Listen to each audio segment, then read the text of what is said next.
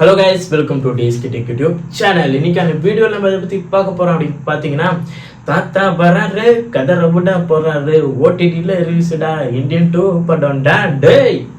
Indian 2 திரைப்படம் இப்போ ஓடிடியில் ரிலீஸ் ஆகிருக்கு டேய். தேட்டரில் பார்த்தவங்களாம் ரொம்ப ஃபீல் பண்ணுறீங்கன்னு நினைக்கிறேன். நானும் தேட்டரில் தான் பார்த்தேன். இப்போ திருப்பி ஒரு ரீவிசிட் போடுவோம் அப்படின்னு ஓடிடியில் ஒரு ரீவிசிட்டை போட்டேன். நல்லா ஸ்கிப் பண்ணி பார்க்க முடிஞ்சுப்பா. தியேட்டரில் நம்மளால் ஸ்கிப் பண்ண முடியாமல், கொடுத்த காசுக்கு வெளியும் போக முடியாமல் உட்காந்து பார்த்தா அந்த வேதனை இருக்கு. அதை ஏன்பா கேட்குற, மனசெல்லாம் புண்ணாக போச்சு. இந்தியன் 2 திரைப்படம் த்ரூ அவுட் பார்க்க போது ஐயோ காசு கொடுத்து வந்துட்டோம், சரி பார்த்துட்டு போயிடுவோம் அப்படின்ற மாதிரி வல்ல கடிச்சிட்டு இருந்த தருணங்கள்லாம் இப்போ ஞாபகம் வந்துச்சு. இந்தியன் 2 திரைப்படம் ஓடிடியில் பார்க்கும்போது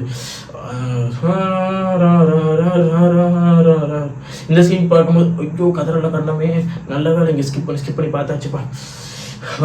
முடியலை. தியேட்டரிக்கல் வெர்ஷன் தியேட்டரில் பார்த்தேன், அங்கேயும் முடியலை. ஓடிடியில் ஸ்கிப் பண்ணி பார்த்தாச்சும் நல்லா இருக்குமா? எங்கேயும் முடியலை பா. இந்தியன் 2 சொதப்பல்லே சிறப்பான ஒரு சொதப்பல் தான் சொல்லணும்.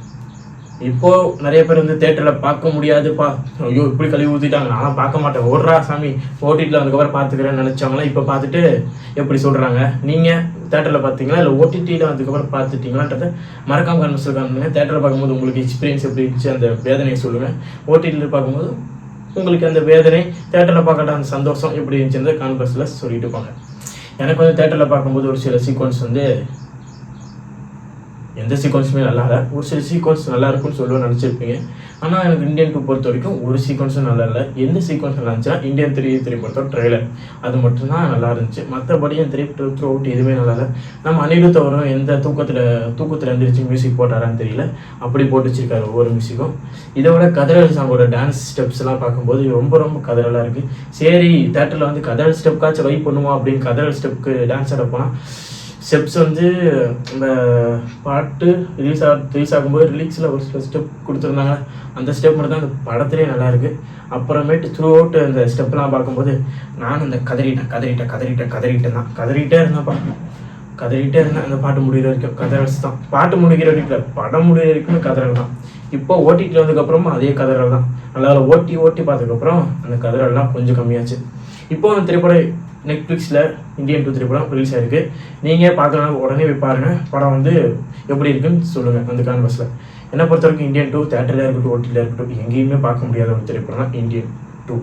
நான் வந்து தேட்டரில் பார்க்கும்போது நிறையா சீன் வந்து போயிடலாமான்ற விஷயம்லாம் இருந்துச்சு. ஓடிடியில் பார்க்கும்போது ஸ்கிப் பண்ணி பார்த்துட்டேன்.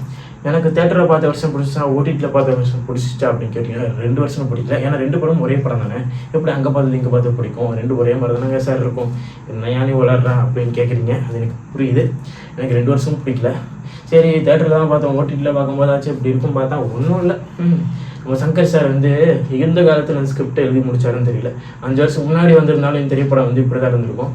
இப்போ வந்திருந்தாலும் இந்த ஒரு இப்படி தான் இருந்திருக்கு. யார் அது சங்கர் சாருக்கு இந்த மாதிரி சீன்லாம் வைங்கடா, கோ பேக் இண்டியன் சீன்ஸ்லாம் வைங்கடா, நம்ம ஊரே வந்து நம்ம கமல் சார் அடிக்கட்டும், அந்த சீக்வன்ஸ்லாம் வைங்கடா, இதை விடுங்க சார். சரி மர்மத்தை போடுறீங்க, மர்மத்தை போட்டு போக வேண்டியது தானே.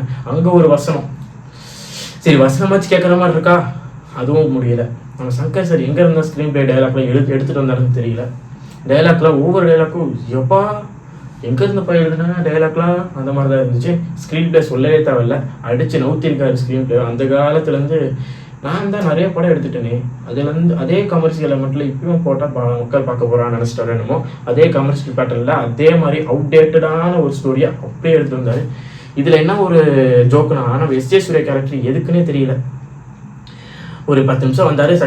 இந்தியன் 3 வந்து வில்லனாக வர போகிறாப்லையா, அதனால் வந்து இதில் வந்து ஒரு கெத்து காட்டி ஒரு வில்லனை கொஞ்சம் காட்டும்லப்பா அப்படின்னு நகையை போட்டு வராரு. எல்லாமே நகையை தான், எல்லாமே கோல்டாக தான் இருக்குமா. Over build up. சங்கர் சாருக்கு வந்து நினப்பு போட எங்கே இருந்த நினப்பு, இந்த கோல்டு சீக்வன்ஸ் எல்லாமே தங்கத்தில் தான் வருவாப்பில். எப்படி வந்து நம்ம சங்கர் சார் இது எழுதினாரு, இப்படி தங்கத்திலே பில்ட் பண்ணுவோம் நம்ம இந்த வில்லனா அப்படி எஸ்.ஜே. சூர்யாவை அப்படின்றத எங்கே சங்கர் சார் யோசிச்சாருன்னு தெரியல.